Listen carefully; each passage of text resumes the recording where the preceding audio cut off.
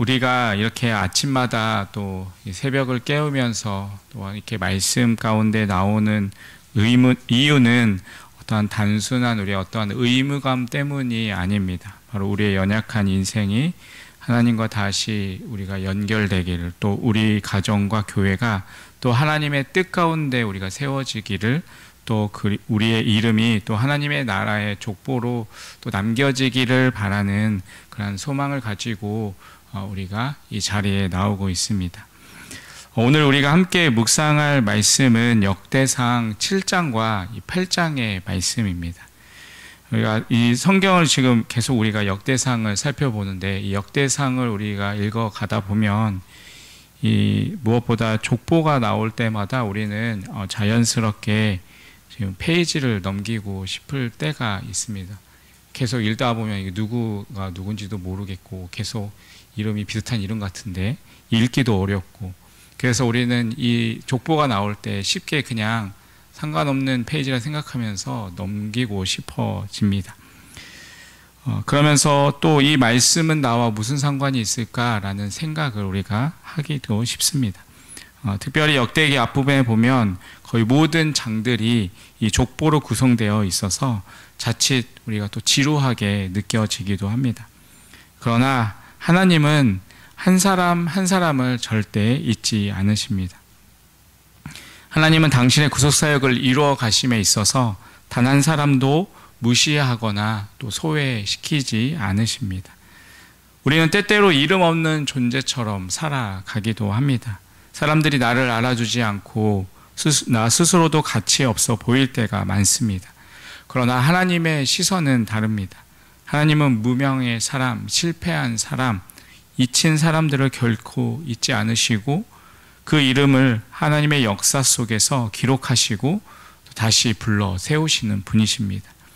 특히 오늘 본문은 북이스라엘 6지파와 베냐민 지파, 그리고 사울 왕가에 이르기까지의 족보가 길게 이어집니다. 겉보기에는 이 지파들은 이미 멸망하고 또 흩어진 과거의 이름들에 불과해 보일 수 있습니다. 그러나 그 이름들이 왜 또 이 시점에, 또 그것도 포로기 이후에 그들의 이름들이 기록되어져 있는지 우리는 주의 깊게 살펴보아야 합니다. 이 족보는 단순한 어떤 혈통의 정리도, 또 역사적 자료의 보존도 아닙니다. 이것은 하나님의 회복의 선언이고 또 잊힌 이들을 향한 하나님의 초청장입니다. 사람들은 잊혀지지만 하나님은 결코 잊지 않으시고, 사람들은 때로는 실패라고 말하지만 하나님은 다시 시작하시려는 것입니다. 혹시 여러분의 삶의 가운데서도 잊혀진 시간, 또 무너진 자리, 또 실패에 얼룩진 과거가 있으십니까? 사람들의 기억에서 사라졌다고 해서 하나님도 잊으신 것은 아닙니다. 주님은 지금도 여러분의 이름을 부르고 계십니다. 그리고 여러분의 가정을, 또 우리의 교회를, 우리의 신앙을 다시금 세우시기를 원하십니다. 오늘 이 말씀 앞에 우리가 다시 서서 주님의 기억 속에 기록된 이름으로 회복과 순종의 길을 걷는 우리의 삶이 되시기를 간절히 바라겠습니다. 그렇다면 오늘 말씀을 통해서 우리가 생각해 볼 것이 무엇일까요? 첫 번째는 바로 하나님은 잊힌 이름을 기억하시고 사용하신다라는 것입니다. 하나님은 결코 사람을 숫자로 취급하지 않으십니다. 하나님은 한 사람 한 사람을 이름으로 기억하시는 분이십니다. 우리 역대상 7장에는 이스라엘 북쪽 지파들의 족보가 등장합니다. 이 지파들은 역사적으로 사라지고 잊힌 듯한 그러한 지파들입니다. 특히 이사갈, 또 므낫세, 에브라임, 아셀, 또 납달리 등은 바벨론 포로 이후에 중심의 무게에서 거의 언급되지 않는, 말하자면 역사 속에서 밀려버린 그러한 존재들이었습니다. 그러나 하나님은 그들을 잊지 않으십니다. 그들의 이름을 하나도 빠짐없이 다 기록하셨고 또 그들의 계보를 세심하게 적어내셨습니다. 여기서 우리는 중요한 사실을 깨닫게 됩니다. 하나님은 인간의 관점에서 보면 중요해 보이지 않는 이름조차도 소중하게 여기시고 그 이름을 하나님의 역사 속에서 다시 불러내신다라는 사실입니다. 사람들은 잊어도 하나님은 결코 잊지 않으시고 기억하십니다. 사람들은 무가치하다라고 생각해도 하나님은 그 이름을 통해 새로운 일을 시작하십니다. 오늘 본문 중에서도 이 에브라임의 족보는 특별한 메시지를 담고 있습니다. 이 에브라임의 아들들이 가드 사람들과 충돌해서 죽임을 당하는 비극이 오늘 본문 7장 21절에 기록되어 있습니다. 그러한 일들을 당한 에브라임은 이 큰 상실 앞에서 깊은 슬픔에 빠집니다. 그의 눈물은 말로 표현할 수 없는 탄식이 되었고 그 아픔의 흔적을 자녀의 이름에 담아서 브리아라는 이름을 지었습니다. 이 브리아는 히브리어로 재앙이라는 뜻입니다. 자녀의 이름이 아버지의 상처를 증언하는 그러한 이름이 된 것입니다. 그런데 그 뒤를 쭉 읽어가다 보면 놀랍게도 그 브리아의 가문에서 바로 이 여호수아가 태어나게 됩니다. 이 여호수아, 이 모세의 뒤를 이어서 하나님의 백성을 가나안 땅으로 이끌어가는 이 믿음의 지도자, 하나님의 약속의 성취를 이뤄낸 인물이 바로 이 에브라임 지파, 그것도 눈물과 재앙의 이름을 가진 후손으로부터 나온다라는 사실입니다. 여러분, 이것이 무엇을 의미합니까? 하나님은 눈물로 얼룩진 그러한 인생을 통해서도 구원의 역사를 써내려 가신다라는 사실입니다. 하나님은 재앙의 자리에서 구속의 씨앗을 틔우십니다. 절망의 이름 속에서도 하나님의 뜻은 결코 멈추지 않으십니다. 이처럼 하나님은 사람의 약함과 또한 이 실패 또 상실조차도 사용하셔서 하나님의 위대한 역사를 이루시는 분이십니다. 오늘 우리의 각자의 삶에서도 잊혀진 시간, 또 말 못할 상처, 실패한 과거가 있을 수 있습니다. 어떤 분은 누군가에게 잊혀졌다고 또 공동체 안에서 외면당했다라고 생각하시는 분들도 있을 것입니다. 그러나 오늘 말씀을 통해서 분명히 우리에게 말씀해 주시는 것은 이것입니다. 하나님은 결코 당신을 잊지 않으신다라는 사실입니다. 그리고 그분은 지금도 여러분의 이름을 부르고 계십니다. 눈물로 적신 그 자리에서 다시 일어나기를 원하십니다. 사람의 눈에는 무명의 이름일지라도 하나님께서는 그 이름이 하나님의 나라를 이루는 소중한 재료가 되는 것입니다.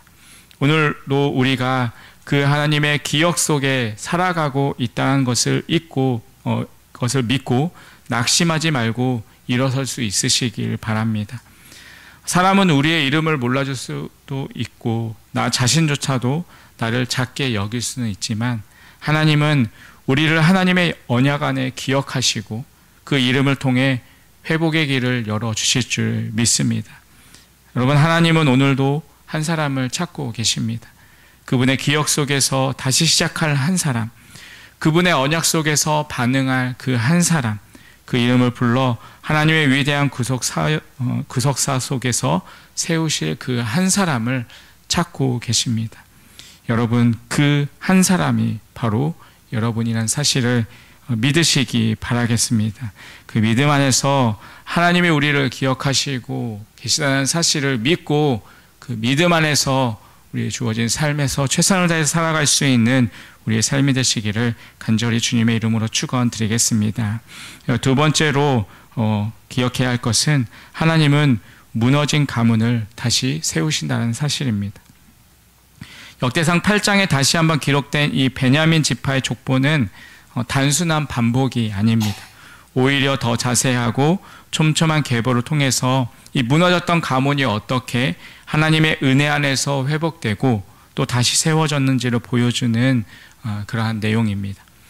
베냐민은 야곱의 12아들 중에 막내로 그의 어머니 라헬은 그를 낳다가 죽게 되었습니다. 그래서 그의 이름은 본래 이 베노니였지만 아버지 야곱은 그 이름을 베냐민으로 바꾸어서 불렀습니다. 그 가문은 처음부터 아픔과 슬픔 가운데 시작이 되었습니다.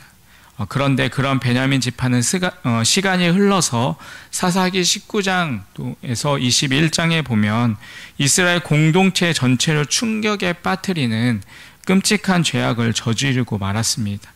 바로 이 기브아의 범죄 사건입니다.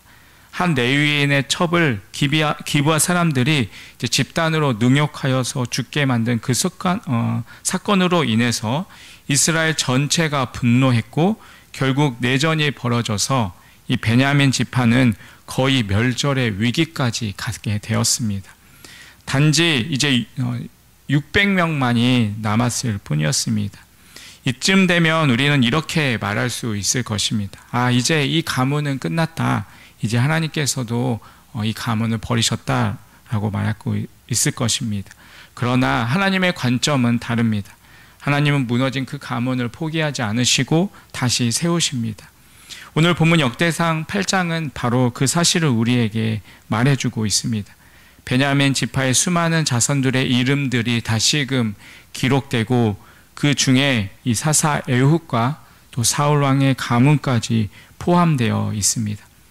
에훗은 왼손잡이로서 모압 왕 에글론을 물리치고 하나님의 백성을 구원해낸 사사였고, 또 사울은 비록 불순종으로 인해서 왕위를 빼앗겼지만 이스라엘 초대 왕으로 하나님의 택하심을 받았던 그러한 인물이었습니다. 하나님은 이처럼 멸절 직전까지 갔던 그 베냐민 지파를 다시 세우시고 그들을 이스라엘의 중심 무대의 주인공으로 다시 세우셨습니다. 게다가 포로기 이후에 귀환한 유대 백성들의 정체성을 말할 때 성경은 그들을 유다와 베냐민이라고 부릅니다. 회복의 주체로 공동체의 중심으로 다시금 하나님의 나라를 세우는 그 기둥으로 하나님은 베냐민 지파를 사용하신 것입니다. 여러분, 이것이 얼마나 놀라운 은혜입니까? 하나님은 인간의 실패와 죄의 깊이보다 더 깊으신 회복의 하나님이십니다. 하나님은 무너진 그 가문을 그냥 무너지게 두지 않으시고 다시 일으켜 세우시는 하나님이십니다.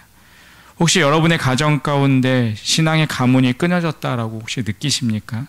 자녀가 믿음의 길에서 멀어져 있다든지 집안의 불화와 또한 어려움으로 인해 가정이 혹시 흔들리고 있으십니까? 여러분, 그렇다면 이 말씀을 마음 깊이 새기시기 바랍니다. 하나님은 무너진 것을 다시 세우시는 분이십니다. 우리가 회개하고 돌아설 때 하나님의 은혜는 우리의 가정을 또한 새롭게 하십니다. 또 우리의 믿음의 계보를 다시 시작하게 하십니다. 하나님은 실패를 지우시는 분이 아니시라 실패 위에 새로운 역사를 써가시는 분이십니다. 하나님은 우리의 가정을 다시 기억하시고 다시 세우시고 다시 사용하십니다. 여러분, 그렇기 때문에 포기하지 마십시오. 여러분, 기도하기를 멈추지 마십시오.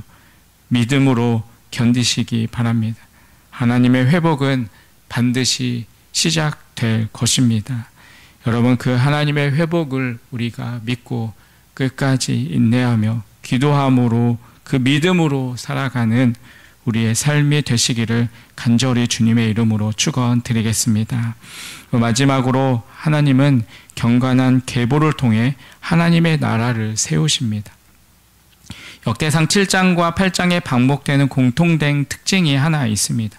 그것은 단순히 인원수를 세는 것이 아니라 하나님의 백성의 계보를 이름으로 남기고 있다는 것입니다. 성경은 용감한 장사, 그 집의 우두머리, 큰 용사라는 표현으로 족보 속의 인물들을 묘사합니다. 그러나 더 깊이 들여다보면 이 모든 이름의 배경에는 신앙으로 하나님 앞에 서려 했던 그 사람들의 경건한 계보가 자리하고 있음을 발견하게 됩니다. 하나님은 단순히 힘이 센 자, 전쟁에 능한 자를 원하시는 것이 아니십니다. 바로 하나님의 시선은 언제나 경건한 그 계보에 있습니다. 이 경건한 계보는 단지 혈통의 연속이 아닙니다.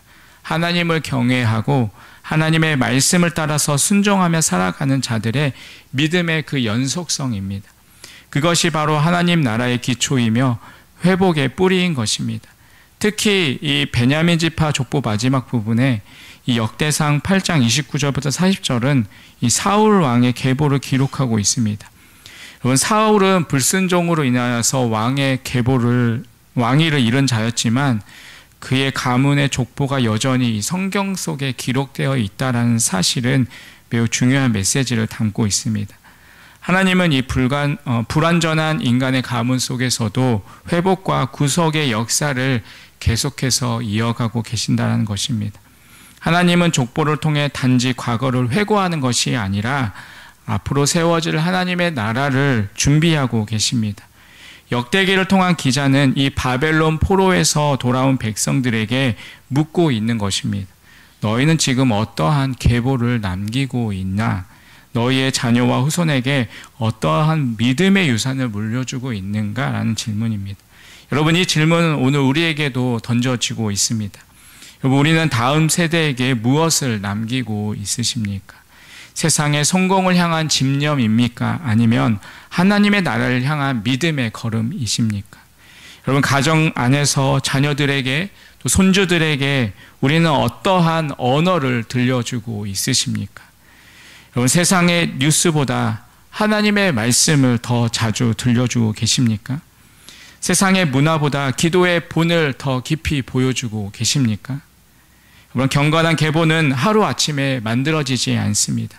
그러나 반드시 하루하루의 그 말씀 묵상과 기도 또 예배의 삶을 통하여서 쌓여집니다. 하나님은 그런 경건한 가정을 통해 또 하나님의 나라를 세우십니다. 우리의 인생은 어느 한순간 족보로 기록되지 않을지라도 하나님의 책에는 우리의 믿음의 기록이 남습니다.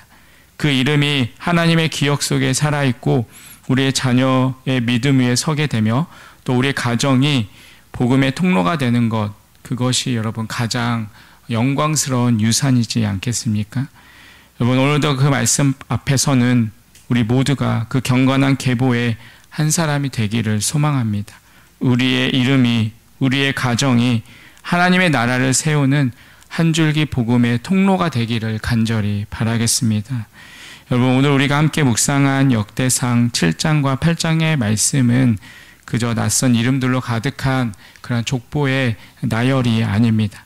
이 말씀은 하나님께서 이름을 기억하시고 또 무너진 가정들을 회복하시고 또 경건한 계보를 통해 하나님의 나라를 이루어 가신다라는 생생한 증언입니다. 이 족보에 이름을 남긴 자들은 반드시 위대한 어떠한 업적을 남긴 사람들만이 아니었습니다. 때로는 실패하고 때로는 외면받고 때로는 무너진 자들이었지만 하나같이 하나님의 언약 안에 있었고 하나님께 돌아온 자들이었습니다. 이 역대기 족보는 우리에게 다음과 같이 말하고 있습니다. 하나님은 기억하는 분이시다. 하나님은 다시 세우시는 분이시다. 그리고 하나님은 믿음을 이어가는 자들을 통해 일하신다. 여러분, 오늘도 언젠가 우리는 누군가의 믿음의 족보의 한 이름으로 우리는 남게 될 것입니다. 자녀의 기억 속에, 또한 교회의 기억 속에, 하나님의 나라의 역사 속에 나의 이름이 어떠한 의미로 여러분 새겨질지 한번 생각해 보십시오. 우리는 세상에 이름을 남기기 위해 살아가는 사람입니다. 우리는 하나님의 기억 속에 남기 위해 하나님의 나라를 세우는 그 영적 계보에 참여하기 위해 살아가는 사람입니다. 그러기에 우리는 오늘을 소중히 살아야 합니다.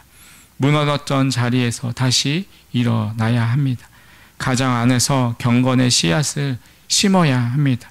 또 교회 안에서 이 믿음의 전통을 잘 이어가야 합니다.